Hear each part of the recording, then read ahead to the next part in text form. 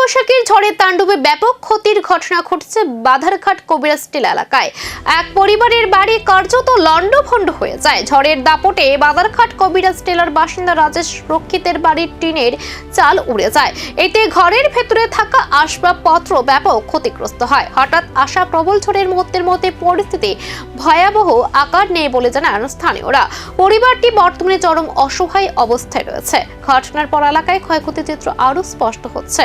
স্থানীয় প্রশাসনের কাছে ক্ষতিগ্রস্ত পরিবারকে সাহায্যের দাবি উঠেছে। আমি রাজেশ রক্ষিত, আমার বাড়ি বাধারঘাট কবিরা স্কুলের অপোজিট। প্রাকৃতিক গোলযোগ 28 তারিখ, গত 28 তারিখ আমার পেছনের বাড়ি সাধন পাল, ওনার বাড়ির ছাদের একতলা বিল্ডিংয়ের বড় একটা লোহার স্ট্রাকচারের ছাউনি কমপ্লিট সেটটা আমার বসতঘরের উপরে পড়ে দুর্মসুর হয়ে সব ভেঙে গেছে।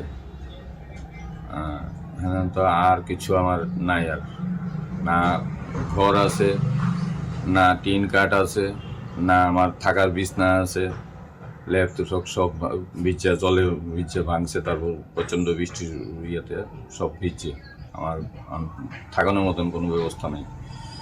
ঘরের যে বারিন্দাটা আছে, বারিন্দাটা অর্ধেকটা ভাঙছে, বাকি অর্ধেকটার মধ্যে আমি কোনো রকম টিন দেবন করতেছি, মাটিতে ঘুমাই। কালবৈশাখীর এই তাণ্ডবে আবারও প্রশ্নের মুখে আবহাওয়ার বিপর্যয় মোকাবেলা প্রস্তুতি।